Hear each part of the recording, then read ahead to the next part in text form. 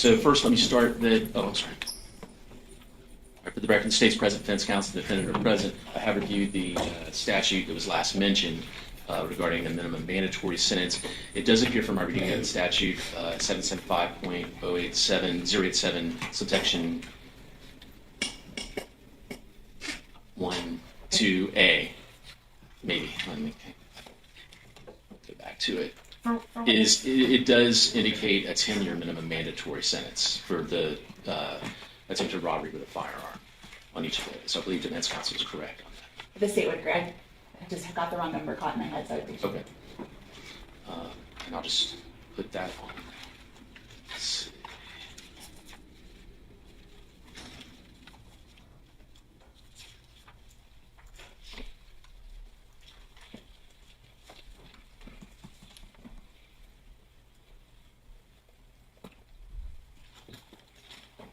Yes, it's Florida Statute 775.087, subsection 2, subsection A, subsection 1. Indicates that. All right.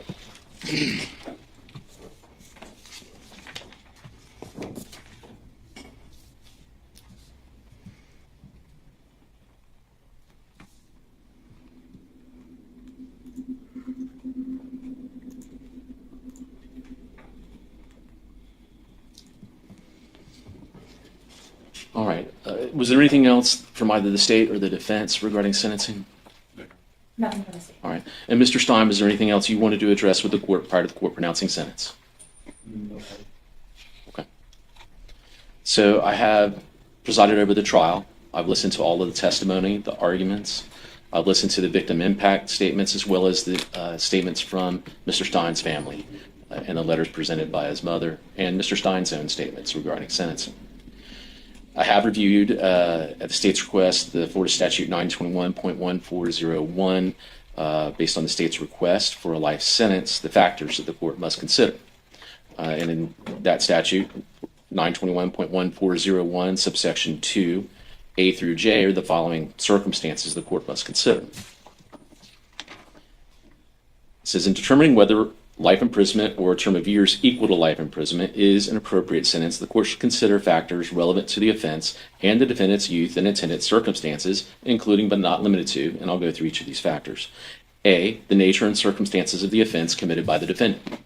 The jury found Mr. Stein guilty of the offenses charged in counts 1 through 4, and that he did actually possess a firearm. The nature of the offense was violent in nature, terrorizing to the victims based on their testimony, and certainly tragic in all manner. The victims had done nothing to encourage violence against them. They did not participate in any way in having an altercation with the defendant or the co-defendant, that they were innocent young women walking home from a movie, which used to be parents were comfortable letting their children out at night, out of the house, and be out in the streets. And most parents in this community for many years felt that their children were safe. This is the kind of crime that makes parents afraid to let their children out at night, and certainly had an impact on the victims and an impact on the community as well. And that addresses subsection B, the effect of the crime on the victim's family and on the community. Subsection C, the defendant's age, maturity, intellectual capacity, and mental and emotional health at the time of the offense. The defendant was 16 years old, had, based on the evidence and testimony, an apparent knowledge and comfort with firearms, that he knew what they were, he knew what they did, and was not something that was foreign to him in possessing or using a firearm. His age, even though 16, his maturity, based on evidence, was that he drove a car, was provided a vehicle, he was capable of doing many things that 16-year-olds can do, and maybe even a little bit more because he had developed a sense of independence after his father had passed. Leading into subsection D, the defendant's background, including his or her family home and community environment. Certainly, from the testimony, the defendant had a supportive family. He had many responsible adults and caring brothers and other family members that were there for him. And he had those resources available to him up to and including through today. While his family faced tragedy, and Mr. Stein himself, I'm sure, suffered that tragedy of his father's loss, families face tragedies, and yet are able to come together and support each other and help each other get through that and still remain productive members of society.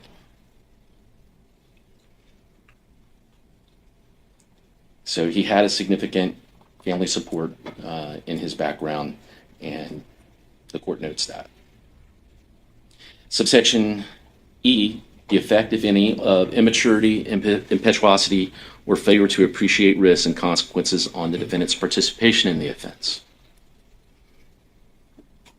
Reviewing the testimony in trial and statements made today as well, the defendant really was more mature in some ways because of the loss of his father and his obligation that he seemed to express to step up and help provide in the family and take care of siblings and do things that many people at 16 don't have to do.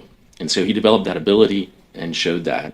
And so his level of maturity actually was probably more than that of a 16-year-old. As far as his failure to appreciate risks and consequences on his defendant's participation in the offense, it is shown that he did have prior interaction with law enforcement as a juvenile with the burglary of a conveyance. So he understood that there were rules, laws, and then if he broke them, there were consequences. So he was not unaware of that. And so the court finds that he did have sufficient maturity and ability to appreciate the risks and consequences of his participation in this offense. F is the extent of the defendant's participation in this offense. The defendant had opportunities to not have this offense happen. It was noted in the trial by the court that the evidence of the video showing the vehicle that he drove passed by the victims more than once. He didn't have to come back. Now, I understand the defense's argument that he was influenced by those in the vehicle, but he drove that vehicle. He brought that evil to the victims, and he had the choice to do that on more than one occasion or to avoid that. The effect, so subsection G, the effect of, if any, of familial pressure or peer pressure on the defendant's actions. The court notes there may have been some peer pressure on the defendant. However, again, he had opportunities to get away from that pressure to avoid this incident and prevent it from happening. H, the nature and extent of the defendant's prior criminal history, very limited. We have the one offense that was noted as a juvenile for burglary of a conveyance. J, the effect, if any, of characteristics attributable to the defendant's youth on the defendant's judgment. He was 16 years old at the date of this offense. He had a prior experience with law enforcement. He understood that there were laws and there were consequences of violating laws. He understood and appreciated the nature and the use of firearms. There was a video and evidence of him holding a firearm, pointing it into a camera, making rap songs about it. He indicated that he was comfortable holding and using a firearm. In terms of the judgment, or his youth, the effect of his youth on his judgment, it was noted in the pre-sentence investigation report that he said if he had known this was going to happen, he wouldn't have done it. Something to that effect. Or he wouldn't have participated. The evidence in this case shows there were signs all along that something bad was going to happen. It was indicated in the testimony and trial that the defendant and Mr. Horn had intended to go and commit car burglaries. Yet, it's also shown that there's a video of them taking firearms with them, and testimony that Mr. Stein provided Mr. Horn with a firearm. Certainly, when you're 16 years old and you're getting in a car with someone else and you give them a firearm with the intent to go commit crimes, there's an indication there that you understand that bad things can happen. So again, it wasn't something that was a surprise or came out of nowhere. There were different events and circumstances throughout that day and that night that tragedy was probably going to happen.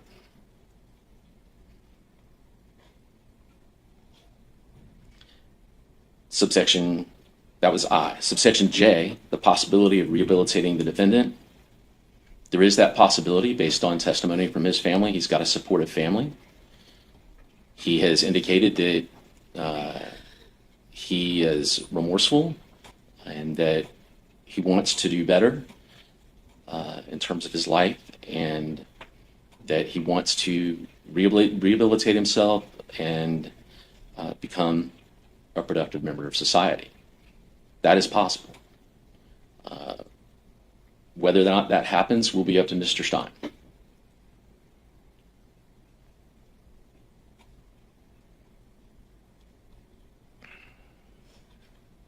So it is the considered judgment and sentence of this court that Mr. Stein shall be sentenced to a term of life imprisonment in the Florida Department of Corrections with a 15-year review. So we will have that opportunity to make that assertion in terms of rehabilitation after 15 years.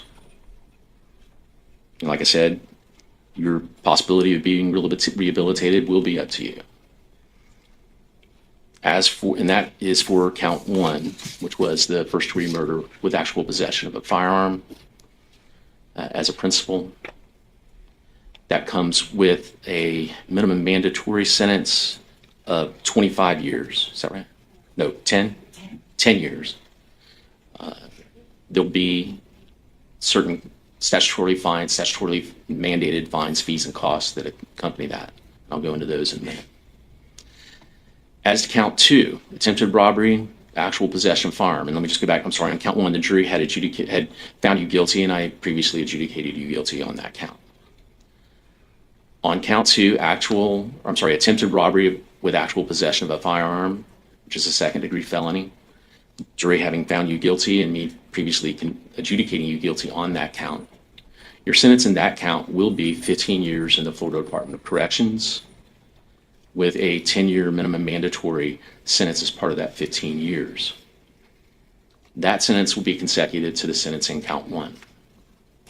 Count 3, attempted robbery, actual possession of a firearm, a second-degree felony. The jury having found you guilty of that count and the court previously adjudicating you guilty, you will be sentenced to 15 years in the Florida Department of Corrections with a 10-year minimum mandatory as part of that sentence. That count will be consecutive to count 2. And in count 4, attempted robbery, actual possession of a firearm, a second-degree felony. The jury finding you guilty of that count and the court previously adjudicating you guilty on that count, your sentence will be 15 years in the Florida Department of Corrections with a 10-year minimum mandatory. That sentence will be consecutive to count 3. As for the monetary obligations, there'll be $413 in court costs. I believe it was previously stipulated to cost of prosecution was $2,565.05. As for, is there any application fees? I will order restitution on each count, reserve in any amount. There'll be no contact with the victims' families or the victims. Were there any other terms or conditions? Nothing from the statement. All right. I'll have the state prepare an order based on my findings as to Florida Statute 921.1401. I believe that's all. Anything else from the defense? Judge, because of the court's sentence on counts 2, 3, and 4 as a consecutive sentence, it goes in the face of what the court has ordered in count one in terms of the 15-year review. Even if it comes back and the court finds that he has rehabilitated himself, he has to serve an additional 45 years after the shortening of count one. I'd ask the court to consider making those a concurrent sentence. Okay. And I've thought about it, I've considered it, and the sentence the court's imposed is what I believe is appropriate under these circumstances. So I will leave it the way I've ordered it. I will, let's see.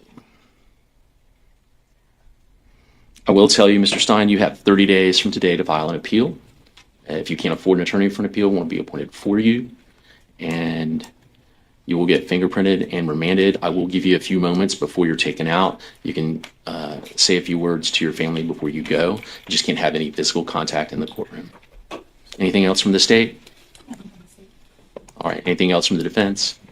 Judge, if we fill out a indigency application, I'm sorry? if we have Mr. Stein fill out an indigency application before he leaves.